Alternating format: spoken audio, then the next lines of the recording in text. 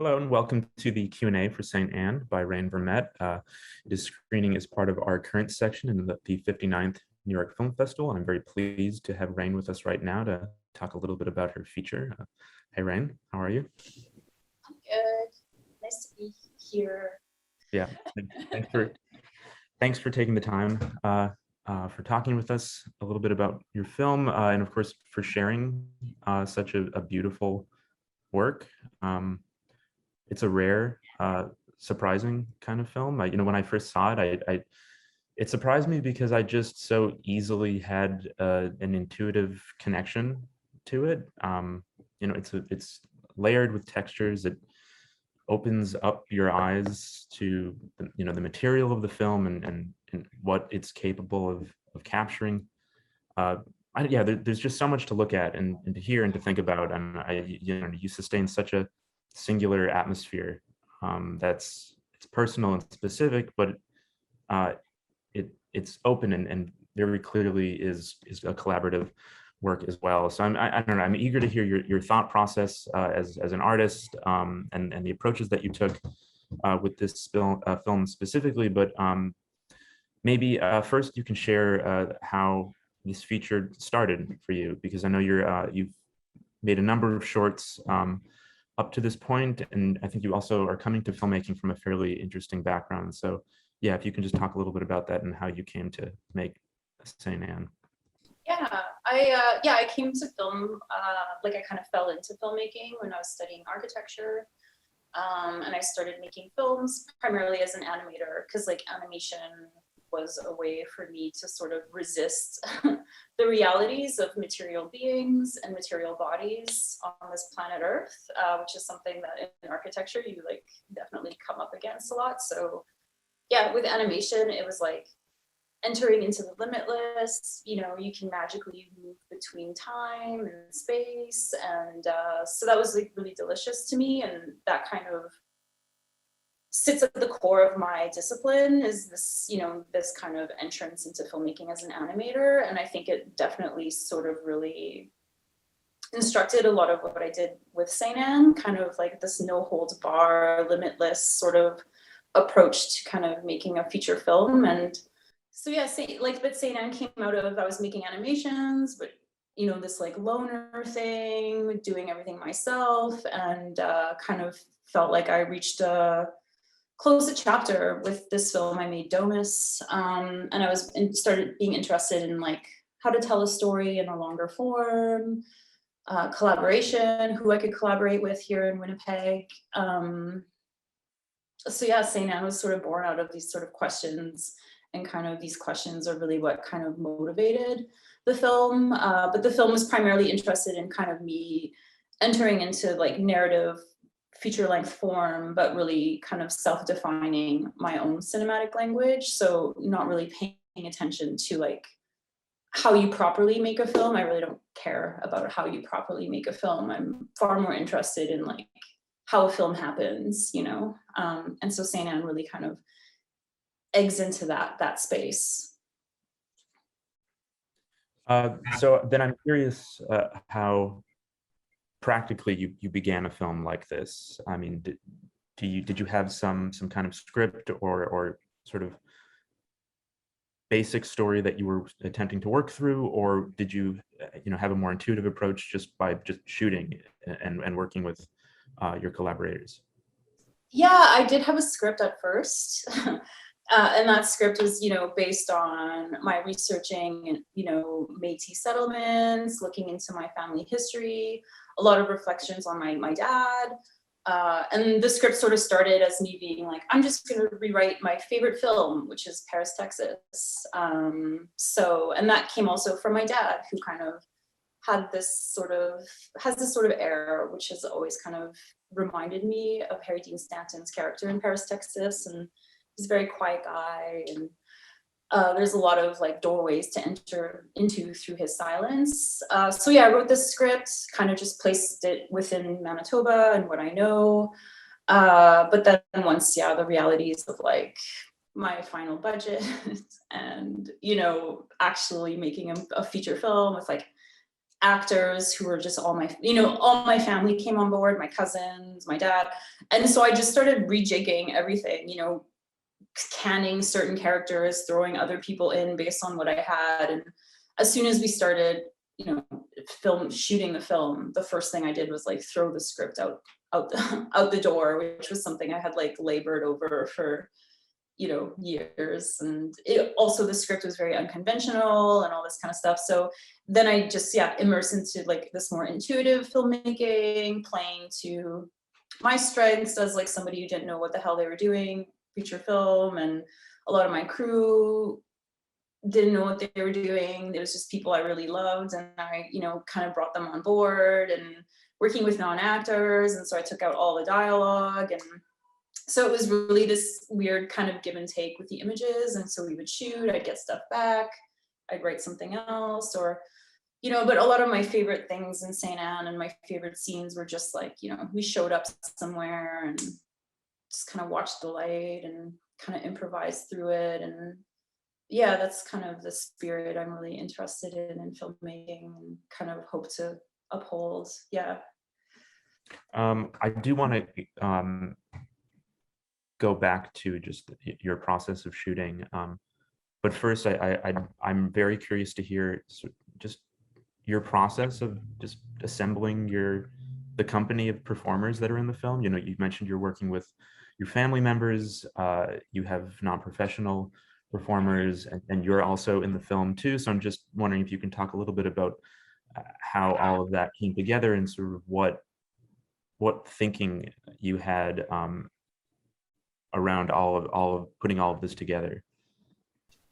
I don't think there was thinking, it was very reactive, it was very chaotic. Like I had written the script and got an arts council grant, and it was like, let's do this. And I was frankly just freaking out about, casting actors. I'd never really worked with actors, and, I was with my dad's family. They were all wanting to kind of come on board. And so it was just, I just was like, sure, whatever came my way. It's like, yeah, let's do this. Even kind of casting these non-actors, like we did sort of auditions, but the auditions weren't really about what they were bringing to the table. It was more about who they were, whether we could work with them. We were definitely looking for hyper open-minded individuals. Like if people, when we put the audition call out, if people kept like nattering at us, like immediately it was like, no, you're not getting an audition, because it was like a vibe thing.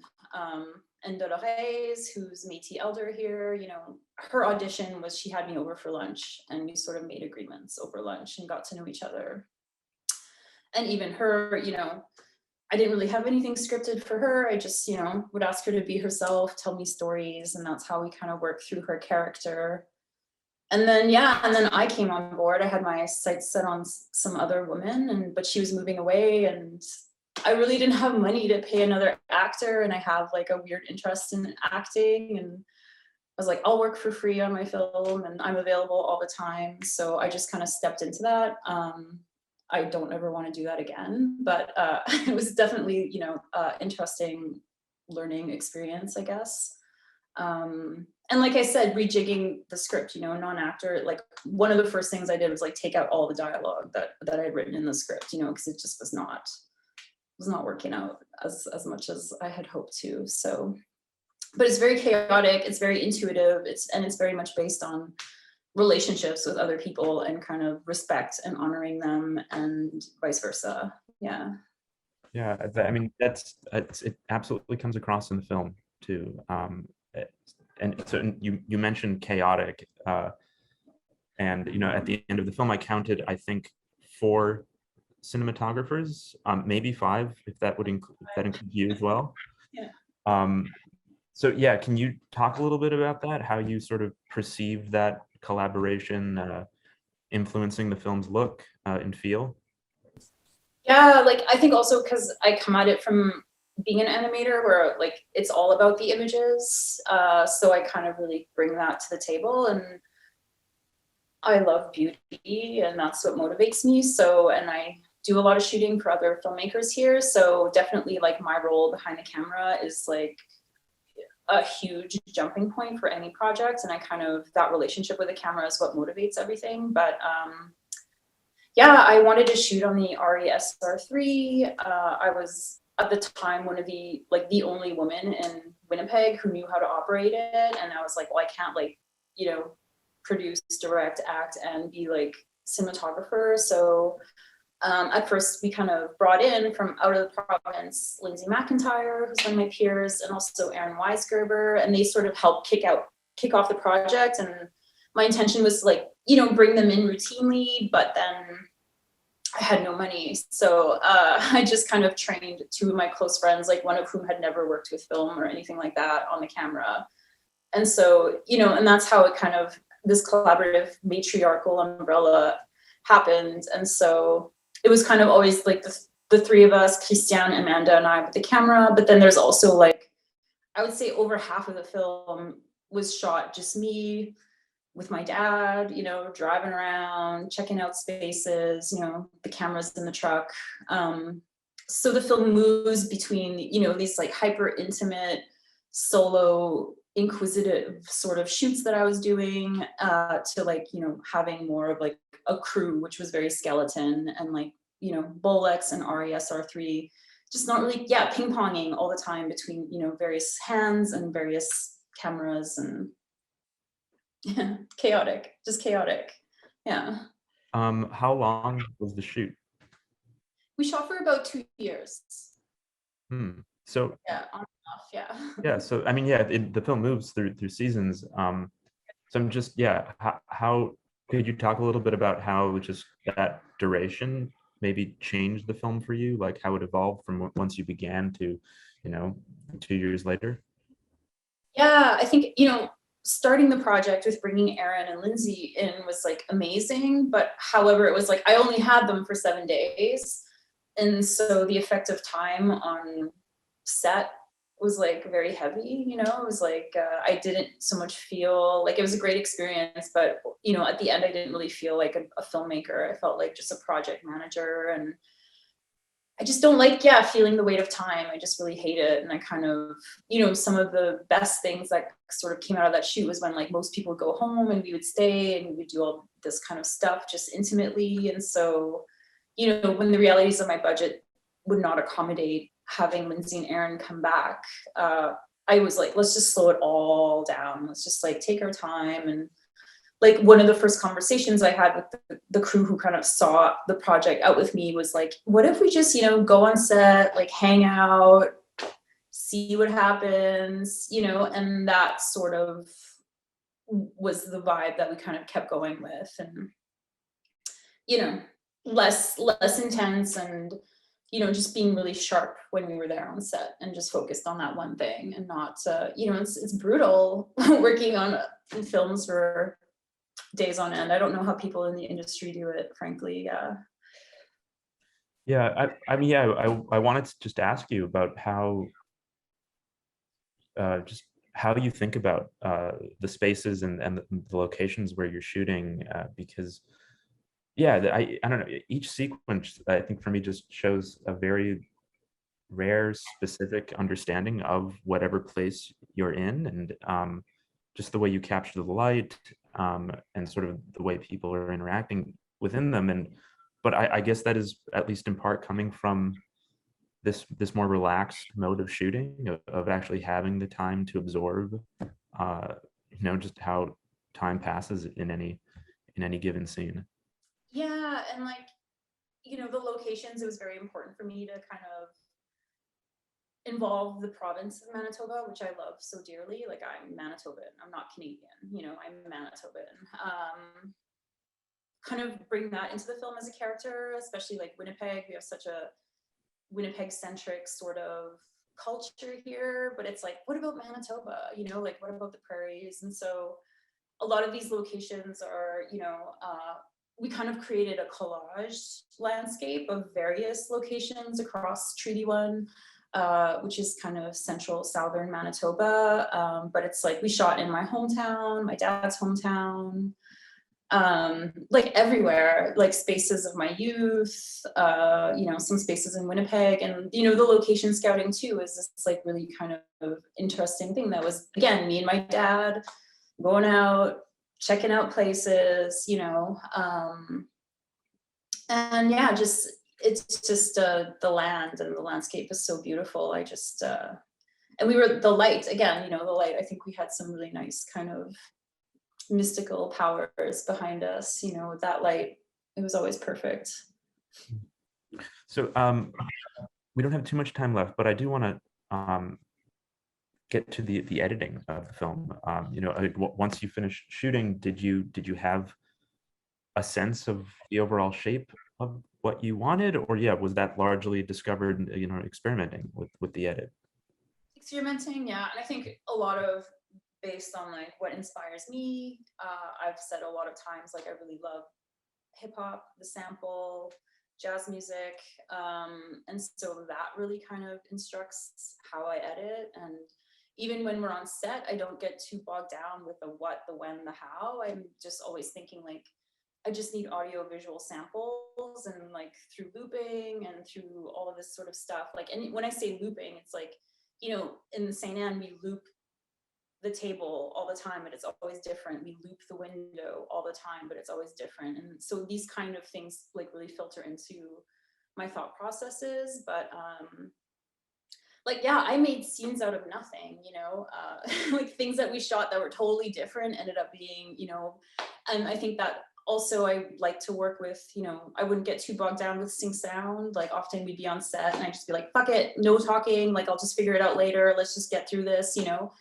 And then, you know, but then that disjointedness opens a lot of doors in the edit. Like I think I'm fairly just confident in, you know, my editing and what I take to it and how I don't get tethered to like, this is the way we shot it, this is the way it has to be. It's like I can always see beyond the immediate implied intention and kind of, oh yeah, this could work out in this way and all, you know, kind of make something new out of that. And yeah, the editing was wild. Like it was kind of like one of those things where I was like, I was the only one who could like edit that project, you know, because it was just, again, chaotic. It was a mess. There was so much film. There was so many images. There was so much sound. But So yeah, over 2 years, how much footage did you like accumulate?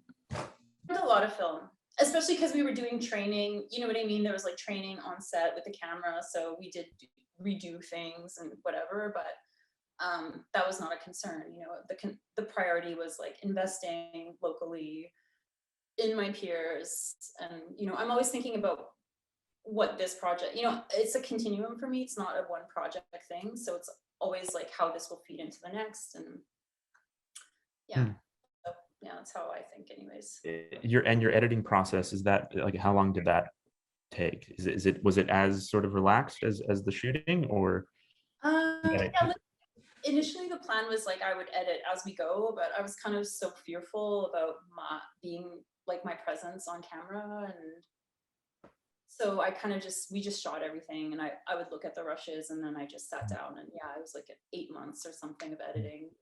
I gave up on the film and was like whatever, and then sent a really bad rough cut to the Berlin Alley, and then we found out I got in, and it was like I had 2 weeks to like finish the film basically. Yeah, I just like was like nobody's gonna care. I was gonna can it for now. And you gave up on the film. What, like, I'm curious why.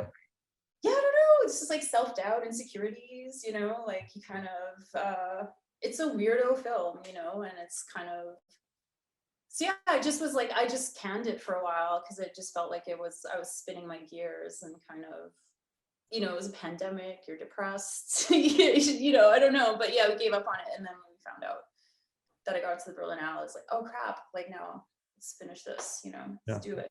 Yeah. Well, I'm so glad you brought it back into the world for all of us to experience. You mentioned how, you know, each film sort of informs the next, and so maybe before we head out, are you now already working on any project, and sort of in what way are you taking in what you learned from St. Anne? Like, are you going to make another feature? Is it going to be more narrative, or is it going to be more similar to your shorts? You know, I always have a million films sort of reeling around in my hands in a lot of pots. But yeah, since the summer, I've been kind of researching and developing a new film, and basically really taking to task the errors of St. Anne, and sort of trying to engage more in this collaborative spirit. Because I'm very reactive as a director, like I need samples, I need things, and then I can react and I can make something out of that. So yeah, we're kind of exploring this idea of like a fiction coming together, you know, collaboratively, like this documentary of a fiction. So really kind of finding potential actors, developing those relationships, and doing some, you know, weird spatial explorations with the camera. So it's kind of like starting a film without a script, sort of, because the script really did not give me anything in St. Anne. So working on that, and then also, yeah, getting back to my roots in animation, and have been kind of working on these weird IMAX animations. So yeah, it's good. It's good energy. It's very encouraging energy, and I'm just trying to like, yeah, reset a bit and regroup creatively. But yeah, there's lots of fun things going on here. Yeah. Oh, well, it sounds exciting, and I look forward to seeing what comes next for you. Rhayne, thank you so much for taking this time to talk with us, and for sharing your film again. It's really beautiful. I cannot wait to see it in a cinema. It is not screened yet as we speak, so I really look forward to it. Thanks for giving me time to talk. Yeah, enjoy the screening. Yeah. Thank you.